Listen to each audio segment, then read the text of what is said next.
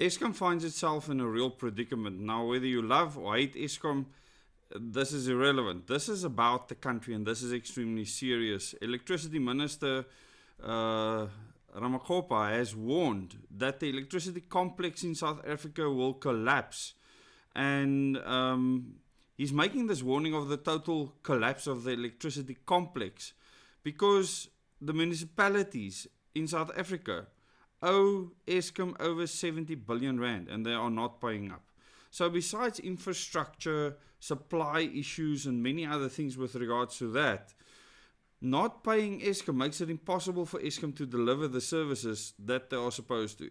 Eskom is supposed to be a non-profit organization, okay, serving the people of the country. But this is not working out so well because the people of the country, many of them that use electricity on a daily basis, refuses to pay for it. So it's either the municipalities not paying Eskom because they are actually handling the selling of the electricity and they're not cutting off the customers that aren't paying, or they are being paid by the customers, which I doubt, and then just not paying Eskom. And this is becoming a real crisis. So the Electricity and Energy Minister, Gisinso Ramakopa, says municipalities with a combined debt of over 100 billion with Eskom have made little progress in reducing the amounts they owe. In fact, it's getting worse. According to the minister, the ongoing problem will result in the total collapse of the South African electricity complex. Now, he says the electricity complex because Eskom is being split into three entities where you actually produce electricity or the generation of electricity, the distribution of the electricity and the grid itself. And if you understand these different sectors of the electricity generation industry, it is a large complex, especially the size of the grid. And then beyond what Eskom actually does, or even the IPP supply electricity into, which is the national grid, you then get municipalities that distribute the electricity from there. And they actually handle that and charge their customers. Many places Eskom supplies the customers directly. So in this complex, if you don't get payment, things will collapse. And no, you will not be able to fix this by just putting in more IPPs with so-called renewable projects such as solar or wind, because you cannot just rely on that. The South African current economy needs baseload capable supply that can give a steady supply of electricity, and wind and solar cannot give us that at this stage. And the amount of investment that needs to be done will bankrupt the country, because the problem here is that the municipalities can't pay. The people of the country can't pay for a basic service such as electricity. And you know, handouts only go so far. And as you know, the collapse of Eskom will mean the collapse of the current economy, the financial economy that South Africa lives on, that the government breathes off of. The money that they need from us, the taxpayers, will reduce. It is reducing, and SARS is going all out to try and collect every cent they can, and they are employing AI to do that. They've been given billions more to achieve exactly that, to extract every last cent out of you, the South African citizen. And Eskom is also suffering because of this, the same way that government is suffering. People are just not paying. Now, if they don't believe they're getting a service that they want, anyone can refuse to pay anything. The people of the country in the end decide what happens to the country. And if a combined effort by the people causes Eskom or the electricity supply complex to collapse, then the entire country has to deal with that problem. And that includes you and me. And this is why on this channel we tell people, become as self-reliant as possible. And the 5 things you need for survival to become self-reliant is water, food,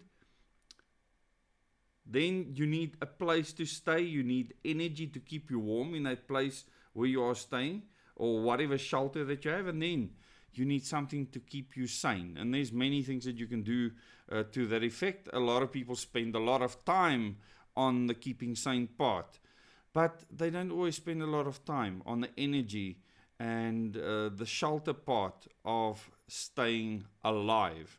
So You need to think what this means. On cold days like this, where in the Northern Cape it's absolutely freezing, it's difficult to move around outside if you're not really well insulated. Electricity or any energy source becomes super important. And our economy, our industry runs off of electricity. So the municipal debt owed to Eskom had grown to 109 billion by February 2025. And despite the introduction of a debt relief program in 2023, it continues to worsen. And this is important. The conditions for debt relief from the National Treasury included they must stay on track with their current account payments. Not happening. They must roll out smart meters to improve the efficiency of the electricity distribution networks. They must remove illegal connections on their networks. Not happening. The smart meters, many municipalities are implementing those, and that is a form of control. Municipalities are moaning and bitching that people aren't paying them, and they are doing nothing about it.